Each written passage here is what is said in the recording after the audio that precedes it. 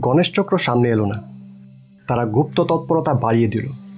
তারা সংঘবদ্ধ করলো এমন সব লোককে যারা নানা কারণে সুলতান আজম শাহের উপর ক্ষিপ্ত। শাসকের উপর ক্ষিপ্ত মানুষ থাকবেই, শাসক ভালো হলেও থাকবে।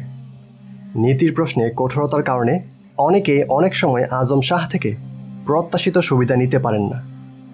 ন্যায় প্রতিষ্ঠার প্রয়োজনে অপরাধীদের দিতে হয় ছোট বড় শাস্তি, কাউকে নিতে হয় কারাগারে, কারো উপর আসে কঠোর বিচার, মৃত্যুদণ্ড। অনেকেই আজম শাহ থেকে নিজের ইচ্ছার বাস্তবায়ন চান, চায় ধন সম্পদ, জমিদারি। জমিদাররা চায় আরও প্রভাব প্রতিপত্তি। তার কাছ থেকে যখন তা পায় না, তারা হয়ে ওঠে শত্রু। গণেশ চক্র এই ধরনের কয়েকজন প্রভাবশালী লোককে খুবই গোপনে জড়ো করল। তাদেরকে খেপিয়ে তুলল সুলতানের বিরুদ্ধে। তাদের বলল, তোমরা ক্ষতির প্রতিশোধ নাও, সুলতানকে হত্যা করো, আমরা তোমাদের সঙ্গে আছি, কিন্তু যা করবে খুবই গোপনে করবে, কেউ যেন কিছুই বুঝতে না পারে। বহু প্রতাপশালী সুলতানের বিরুদ্ধে সক্রিয়। এই দলে যোগ দিল সুলতানের একান্ত আপন কয়েকজন। এরা সবাই ভাবল, রাজা গণেশ সত্যি আমাদের আপন। সবাই একমত হয়ে ঠিক করলো একজনকে, সে সুলতানকে হত্যা করবে। হলোও তাই। মহান সুলতান গিয়াসউদ্দিন নৃশংসতার শিকার হলো। একদিন শহীদ হলেন রাজা গণেশের চক্রান্তে। বাংলার আকাশ কান্নার মেঘে ছেয়ে গেল। সে হারালো ইতিহাসের সেরা এক নৃপতিকে। রাজা গণেশকে সন্দেহ করে সাধ্যকার। সুলতানের জন্য শোক প্রকাশে রাজা গণেশ সবার আগে আগে। কত বাষ্পরুদ্ধ কান্না, কত বুক ভাঙা বিলাপ। সবাই ভাবল, হ্যাঁ, সুলতানের সত্যি সত্যি এক দরদে আমত্ত তিনিই পারেন সুলতানের উত্তরাধিকারী নির্বাচনে নেতৃত্ব দিতে।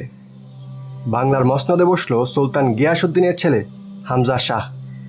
তখন 1411 খ্রিস্টাব্দ। গণেশের প্রতিপত্তি অপ্রতিহত। উপরে উপরে সে হামজা শাহের কল্যাণকামী। সুলতান সাইফুদ্দিন হামজা শাহ যোগ্য পিতার যোগ্য ছেলে। যেমন সাহসী, তেমনই উদার। সাম্প্রদায়িক বিভেদ তার কাছে প্রশ্রয় পায় না মোটেও। সব ধর্মের সব লোক তার কাছে পায় সমান অধিকার।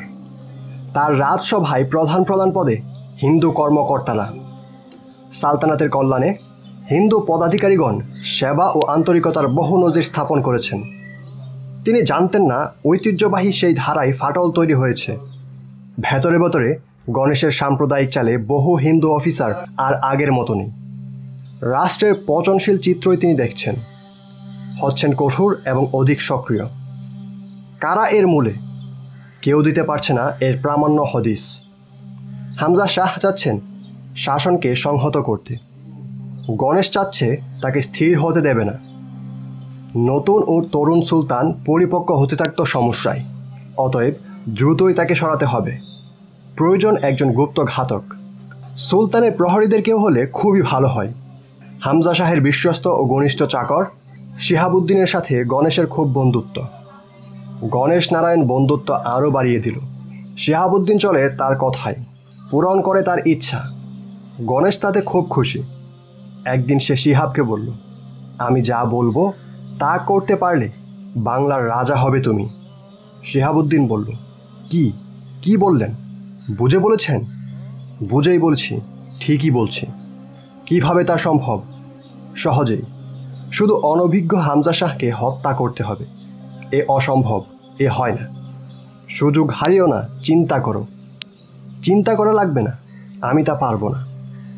পারতে তোমাকে হবেই। কাজটি করলে বাংলার সুলতান হবে, না করলে তোমাকে মরতে হবে। আমাকে মরতে হবে কেন? কি অপরাধ আমার? অপরাধ আমার কথা না শোনা। যা বলছি তা না করলে তুমি সুলতানের হাতেই খতম হবে। সুলতানকে বলবো, শিহাবুদ্দিন আপনাকে হত্যা করতে চাই।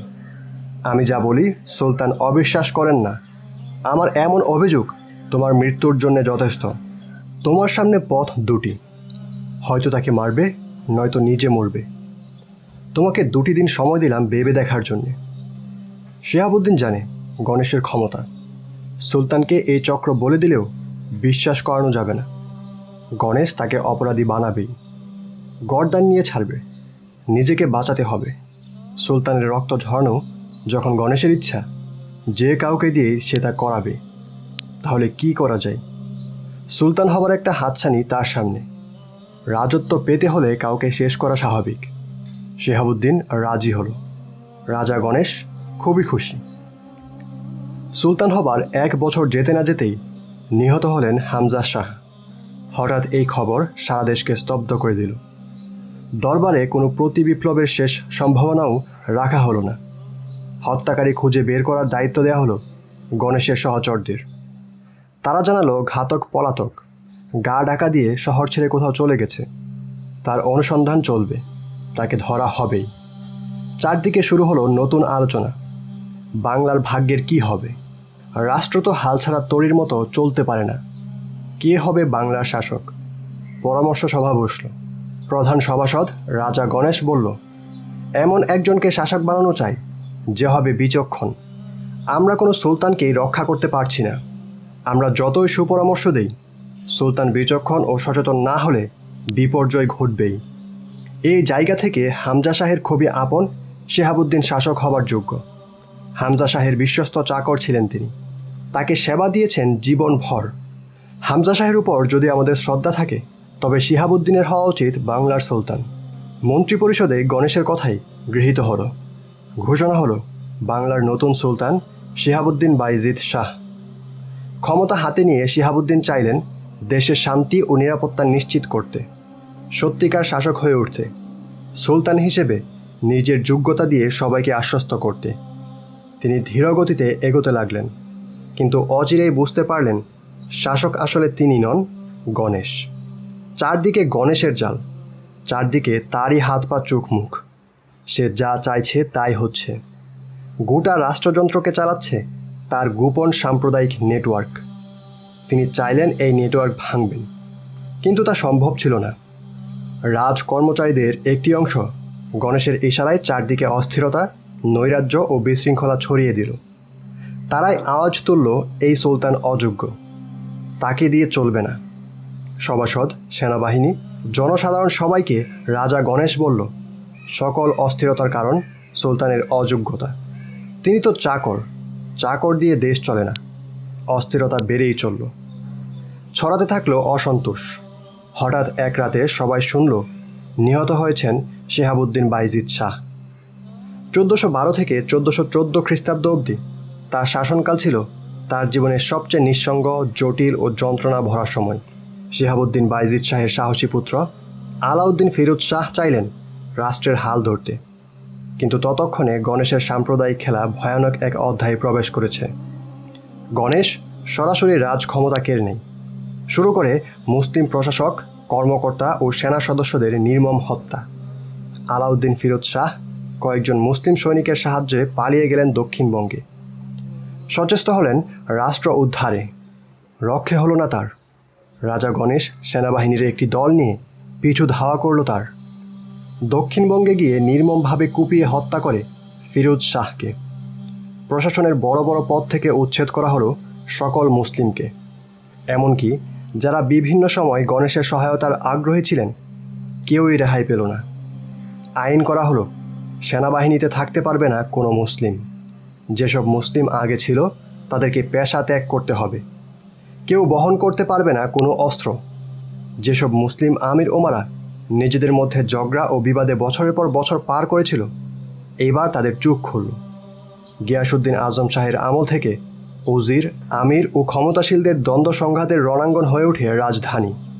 প্রত্যেকের পেছনে ইন্ধন যোগাত গণেশ চক্র। প্রত্যেকেই সময় সময় তার সমর্থন ও সহায়তা চাইত, নিত পরামর্শ। কিন্তু এই সমর্থন ও পরামর্শ পরিস্থিতিকে করে তুলল আরও ভয়াবহ। একের পর এক সুলতান নিহত হচ্ছিল। আমির ও প্রশাসকদের অনেকেই পদচ্যুত হচ্ছিল। এক পক্ষ অপর পক্ষকে আঘাত করার মৌকা খুঁজে ফিরছিল। এভাবেই সকলেই দুর্বল হচ্ছিল, আর অপরিমেয় সফলতা লাভ করছিল গণেশ চক্র। বিস্ময়ের বিষয় হলো, এত বিপর্যয়ের মধ্যেও কেউই গণেশের প্রকৃত চরিত্র ও মিশনকে পারেনি চ্যালেঞ্জ করতে, পারেনি তাকে স্বরূপে উপস্থাপন করতে ও তার খোলস খুলে দিতে। কেউ যদি সেই চেষ্টা করেছে, মুসলিমরাই বাধা দিয়েছে। গণেশ চক্রের প্রত্যাঘাতে সে হারিয়ে গেছে দৃশ্যপট থেকে। জমিদার ও বুদ্ধিজীবী মহল এবং সেনাবাহিনী ও প্রশাসন ছিল এই চক্রের প্রধান বিচরণ কেন্দ্র। প্রোপাগান্ডা ছিল তাদের প্রধান শক্তি।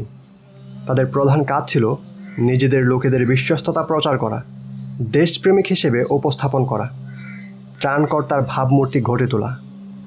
চতুর্দিক থেকে শোনা যেতে লাগলো গণেশের গণগান। একজন আমৃত্যের প্রশংসা ও আনুগত্যের কথা বারবার উচ্চারিত হতো। তাকেই মনে করা হতো প্রশাসনের কেন্দ্র। সে যা চাইতো নিজেদের লোক দিয়ে করিয়ে নিত, ফলে তার ক্ষমতা হয় অসংশয়। গণেশ চক্রের প্রোপাগান্ডার আরেক লক্ষ্য ছিল দেশকে নেতৃত্ব শূন্য করে দেয়া। সেরা সম্ভাবনাগুলোকে তারা লাগিয়ে দিত নানা কুণ্ডলে। নিজেদের বাইরের কাউকেই আস্থাযোগ্য থাকতে দিত না। প্রত্যেকের ব্যক্তিত্ব ও চরিত্র হনন করত। প্রমাণহীন প্রচারণা ছড়াতে থাকত মুখে মুখে। যাকে লোকেরা বিশ্বাস করে তার সম্পর্কে বাতাসে এমন কথাবার্তা শোনা যেত যা ভয়াবহ। বিশেষত গণেশ চক্রের বিরুদ্ধে মুখর যে কাউকে রাষ্ট্রের শত্রু বানিয়ে ছাড়া হতো। তার বিরুদ্ধে আসতে থাকতো অভিযোগের পর অভিযোগ। তাকে মনে করা হতো বিপজ্জনক। সালতানাতের দ্বারা তাকে শায়েস্তা করা হতো। পরে আবার তার আবেদন, বেদনা ও ক্ষোভকে যথাসম্ভব কাজে লাগাতো গণেশ চক্র। জনগণের মধ্যে তারা ছড়াতো হীনমন্যতা, ভীতি। সালতানাত দুর্বল, পাশের রাজ্যগুলো দানবীয় শক্তির অধিকারী, তাদের থেকে রক্ষা পাবার উপায় নেই। শক্তি দিয়ে সে ব্যর্থ চেষ্টা করতে বাধ্য। একমাত্র গণেশের কৌশল ও বন্ধুত্বই পারে তাদের হামলা থেকে সুরক্ষা দিতে। জনগণের মধ্যে এরকম প্রচার চালালেও সুলতান যখনই যুদ্ধ চাইতেন গণেশ উৎসাহ দিত।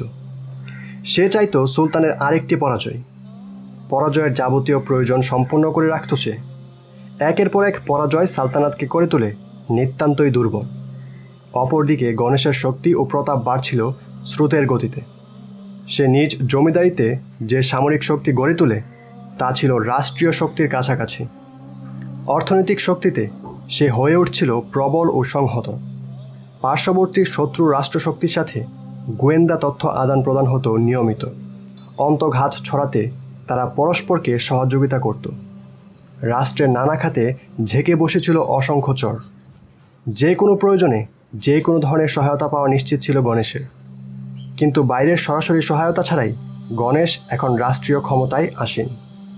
তার চারপাশে আছে সমচিন্তার একটি বিশাল গোষ্ঠী, যারা রাষ্ট্রশক্তি হাতে পেয়ে দুর্জয়, তেজি এবং গণেশের প্রেরণায় বলিয়ান। গণেশের কী ছিল প্রেরণা? সে কি কেবল ব্যক্তিগত উচ্চবিলাসের মাধ্যমেই এতদূর এলো? ইতিহাস বলে না। বাংলার ইতিহাসের 200 বছর স্বাধীন সুলতানের আমল গ্রন্থে ঐতিহাসিক শ্রী সুখময় মুখোপাধ্যায় লিখেছেন, রাজা গণেশের অভ্যুত্থান কেবলমাত্র তার ব্যক্তিগত উচ্চবিলাসের দরুন ঘটেনি। তার লক্ষ্যে ছিল বাংলা থেকে মুসলিম শক্তির ধ্বংস সাধন করে হিন্দু রাষ্ট্রগুলির পুনঃপ্রতিষ্ঠা এবং অতি অল্পকালের জন্য হলেও ক্ষমতায় অধিষ্ঠিত থাকার সময় গণেশ সর্বপ্রকারের হিন্দু ধর্ম ও হিন্দু সংস্কৃতির পুনরভ্যুদয় ঘটিয়েছিলেন। রামরাজত্বের স্বপ্ন ছিল তার প্রেরণা, মনুবাদ ছিল তার আদর্শ। মনুবাদীরা মুসলিমদের বলতেন দৈত্য, দানব, অসুর, জবন, শ্লেচ্ছ ইত্যাদি। গণেশ ক্ষমতা হাতে নিয়ে নিজের রাজকীয় নাম রাখলেন দনুজ মর্দন দেব, মানে অসুর দৈত্যের পদাদলিতকারী দেব। তিনি ঠিকই পদাদলিত করতে লাগলেন জবন দানবদের। যে গণেশের মন এমন বিষময়, বিদ্বেষ ও শত্রুতাপূর্ণ, তাকে কিভাবে বিশ্বাস করতে পারেন সুলতানগণ? কিভাবে তারা প্রত্যাখ্যান করতে পারেন তার বিরুদ্ধে উত্থাপিত সকল অভিযোগ? কিভাবে জমিদার ও আমিরগণ তাকে রাখতে পারেন নেতৃত্বে? শত শত বছর ধরে মুসলিম শাসনের হাত ধরে বাংলায় যে হিন্দু মুসলিম সম্প্রীতি গড়ে উঠেছে তা ভেতরে ভেতরে ভয়ানকভাবে বিধ্বস্ত হবে তা কেউই ভাবতে পারেনি। গোপনে একটি মনুবাদী এজেন্ডা রাষ্ট্রের অস্তিত্বকে পেঁচিয়ে আবর্তিত হচ্ছে। সেটা উপলব্ধি করতে পারেনি কোনো সুলতান। গিয়াসউদ্দিন আজম শাহ যখন গণেশের বিরুদ্ধে কিছুটা তৎপর হলেন, সেটাও সুপরিকল্পিত ছিল না। তার কাছে পরিস্থিতির ভয়াবহতার কোনো বাস্তব ও যথাযথ রিপোর্ট ছিল না। তিনি জানতেন না যারা সবচেয়ে বেশি দেশপ্রেমের কথা বলছে, তার চারপাশে বৃত্ত তৈরি করেছে, ওরাই এদেশের খুনি, ওরাই তার রক্তের জন্য উদ্গ্রীব। আজম শাহের হত্যাকাণ্ড ছিল ওদের প্রথম ও প্রধান বিজয়। এই হত্যার পরে গণেশ কার্যত নিজেকে রাজা ভাবতে থাকে, কিন্তু সাইফুদ্দিন হামজা শাহের সামনে নিজেকে পেশ করে দাসানুদাসের মতো। সে আরেকবার সবার চোখে ধুলো দিল। সে একাই নয়, গোটা মনোবাদী প্রকল্প সবার চোখে ফেলে দিয়েছিল একের পর এক ইস্যুর ধুলো। একের পর এক অন্তদণ্ড ও অস্থিতিশীলতায় বন্দি রেখেছিল মুসলিম আমির ও সমাজপতিদের। তাদের চোখ খুলল তখন, যখন দনুজ মর্দন দেবের ত্রিশূল ও তরবারির তলে তাদের মাথা। কে আছে, কে বাধা দেবে গণেশকে? সে প্রকাশ্যেই ঘোষণা করল, এই বাংলায় আর মুসলিমদের কোনো জায়গা নেই। তাদের ধর্মীয় ঐতিহ্য, চিহ্ন, প্রতীক ও নিদর্শনকে সহ্য করা হবে না। কোথাও যেন আজান শোনা না যায়, কোথাও মুসলিমেরা শক্তি সঞ্চয় না করতে পারে। মুসলিমদের তারাও, এদেশ কেবল আমাদের, এখানে আর কারো জায়গা নেই, থাকতে পারে না। যারাই প্রতিবাদ করবে শেষ করে দিতে হবে। আমি দেখতে চাই পথ প্রান্তর তাদের রক্তে লাল। তারপর উন্মুক্ত জটাওলা ত্রিশূলধারীদের অত্যাচার চরমে উঠল। পদ্মা, মেঘনা, যমুনা ও মহানন্দার পানিতে ভাসতে লাগল লাশ আর লাশ। আর্যরা যে আচরণ করত বৌদ্ধদের সাথে, গণেশের অনুসারীরা একই আচরণ করতে থাকলো মুসলিমদের সাথে। তাদের সম্পত্তি হলো লুণ্ঠিত, ঘরবাড়ি হলো অরক্ষিত, ব্যবসা বাণিজ্য হলো বিপন্ন। জীবন পুড়তে লাগলো অভাবনীয় দবদাহে। দস্যুতা ধারণ করলো চরম আকার। হত্যা হয়ে উঠল একান্তই স্বাভাবিক। গণেশের আদেশে মুসলিম বাংলার প্রধান মসজিদ আদিনা মসজিদে স্থাপিত হলো দেব মূর্তি। বিশাল মসজিদকে সে বানালো আপন কাছারির বাড়ি। সুবিখ্যাত এই মসজিদ নির্মিত হয় সিকান্দার শাহের আদেশে। খ্রিস্টীয় 1364 সাল থেকে 1374 সাল অবধি নির্মিত হয় এই মসজিদ। মসজিদটি ছিল সুবিশাল। জুমআর নামাজের জন্যে পান্ডুয়ার সকল মুসলিম এতে জড়ো হতে পারতেন। বাংলার মুসলিম স্থাপত্যকলার গুরুত্বপূর্ণ নিদর্শন এই মসজিদ। বিচিত্র সব পাথর, টালি এবং খোদিত ইট দিয়ে তৈরি এই মসজিদ ছিল তৎকালের উৎকৃষ্ট শিল্পকর্মে সুভূষিত। কুরআনের ক্যালিওগ্রাফিক শিল্পকর্মে অলঙ্কৃত ছিল দেয়াল। কফি ও তুগরা অক্ষরে আরবি লিপির সাথে সাজানো ছিল বর্ণিলতা। মেঝে ছিল কালো ব্যাসাল্ট পাথরের সুন্দর সুন্দর টুকরো দ্বারা আচ্ছাদিত। মসজিদে ছোট বড় গম্বুজ ছিল 400-এর অধিক। গম্বুজে জমকালো রং বেরঙের পাথর। চারদিকে ছিল সারি সারি খিলান। খিলানে ছিল অ্যারোব্যাক্স ও দেশীয় শিল্পকলার সমন্বয়। জানালাগুলো ছিল পাথরের জানালা। মসজিদের কেন্দ্রীয় কক্ষ লম্বায় ছিল 64 ফুট, প্রস্থে 33 ফুট। এ কক্ষের ছাদের উচ্চতা ছিল প্রায় 60 ফুট। দেয়ালগুলো ছিল সুউচ্চ। পশ্চিমের দেয়ালটা ছিল 11 ফুট উচ্চতা পর্যন্ত পাথরের তৈরি। এর উপরে ছিল সূক্ষ্ম অংশের বিভক্ত এবং অতিশয় যত্ন সহকারে খোদিত ইটের কাজ। ইট ছিল টেরাকোটা। দেয়ালের উপরে যে কারুকাজ ছিল, জেনারেল কানিংহামের ভাষায় তা ছিল প্রশংসার অতীত। দেয়ালে ছিল বৃহৎ বৃহৎ কৃত্রিম পদ্মফুল লাগানো। মসজিদ সংলগ্ন একটি অট্টালিকা ছিল রাজ পরিবারের জন্যে। চার ধারে ছিল আরও বহু সুবিন্যস্ত অট্টালিকা। আর ছিল 15টি গম্বুজে আবৃত ঐতিহাসিক বাদশাহ কা তখ্ত। মূলত নারীদের জন্য সংরক্ষিত ছিল এই জায়গা। হারেমের মহিলারা এখানে আদায় করতেন নামাজ। রাজা গণেশ সব কিছু লণ্ডভণ্ড করে দেয়। মসজিদের যে মিম্বরে উচ্চারিত হতো তাওহীদের বাণী, সেখানে নেমে এসেছিল নিস্তব্ধতা। থেমে গিয়েছিল আজানের ধ্বনি। ভেঙে ফেলা হয় মসজিদের অনেক কিছু। মসজিদের ভেতরেও স্থাপন করা হয় মূর্তি। বহু শতক পরেও অবশিষ্ট আছে তার অবশেষ। 1902 সালে ভারতের ভাইসরয় লর্ড কার্জনের জন্য তৈরি করা প্রাচীন ধ্বংসাবশেষ সমূহের প্রতিবেদনে পাওয়া যায় মসজিদের ভেতরে মূর্তির আলামতের উল্লেখ। এম আবিদ আলী মালদাহি রচিত সেই প্রতিবেদনে পরিমার্জিত গ্রন্থরূপে মেমোরিজ অফ গৌর অ্যান্ড পান্ডুয়ায় স্পষ্ট জানাচ্ছে, আদিনা মসজিদের মিম্বরে সিঁড়ির ভাঙা অংশে একটা সিংহের মাথা দেখা যায়। এটা কোনো এক হিন্দু রাজার সিংহাসনের অংশ বলে মনে হয়। দরজার নিচের পাথরের মধ্যে ও মসজিদের সর্বত্র মিহরাবের মধ্যে ভাঙা অবস্থায় অন্যান্য হিন্দু মূর্তি রয়েছে। শ্রী সুখময় মুখোপাধ্যায় তার বাংলার ইতিহাসের 200 বছরে জানায়, আদিনা মসজিদ যখন নির্মাণ হয় তাতে কোনো হিন্দু দেবদেবীর মূর্তি ছিল না। রাজা গণেশ যখন ক্ষমতা লাভ করে আদিনা মসজিদকে কাছারিতে পরিণত করেছিল, সেই সময়ে তারই আদেশে হয়তো এই মসজিদের মধ্যে দেবদেবীদের মূর্তিগুলো খোদাই করা হয়েছিল। অন্যান্য অসংখ্য মসজিদের ভাগ্যে ঘটেছিল দুঃখজনক উপসংহার।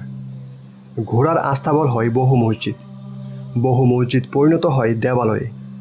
ইসলামী জ্ঞান কেন্দ্রগুলোতে নেমে আসে নিবিড় নিস্তব্ধতা, নগরীগুলো হারায় জৌলুস, বিদেশি শিক্ষার্থীরা ত্যাগ করে বাংলা।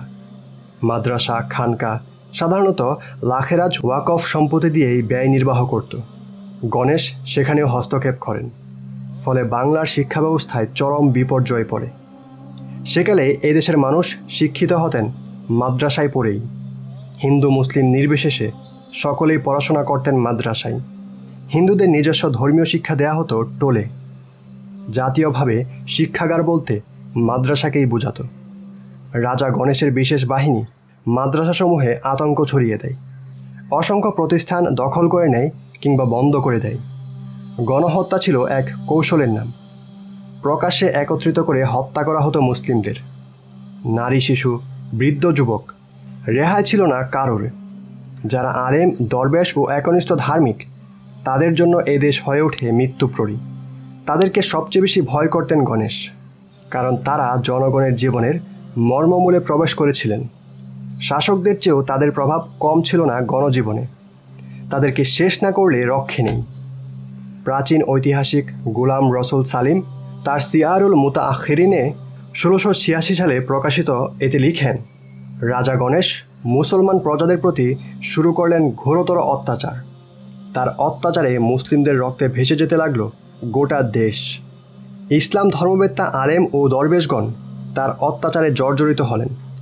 এই ঘোরতর অত্যাচারে গণেশ মেতে ওঠে বঙ্গদেশ থেকে ইসলামকে সমূলে বিনাশের উদ্দেশ্যে।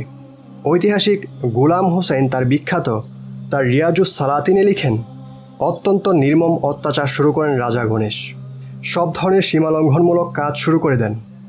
অসংখ্য আলেম ও দরবেশকে হত্যা করেন। দেশ থেকে ইসলামের বুনিয়াদ উচ্ছেদের সব রকম প্রচেষ্টা চালান।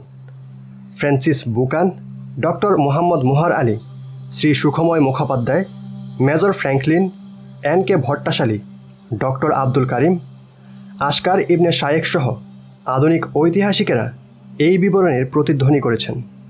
তাদের ভাষ্যে সুস্পষ্ট, সিংহাসনে বসে রাজা গণেশ মুসলমানদের, বিশেষ করে মুসলমান দরবেশদের ধ্বংস সাধনে তৎপর হয়ে ওঠেন। সব ধরনের নিষ্ঠুরতা অব্যাহত রাখেন। মুসলিমদের জাতিগত নির্মূলই ছিল তার অভিপ্রায়। বাংলার ইতিহাসের 200 বছর গ্রন্থে শ্রী সুখময় মুখোপাধ্যায়ের ভাষ্য খুবই নমনীয়।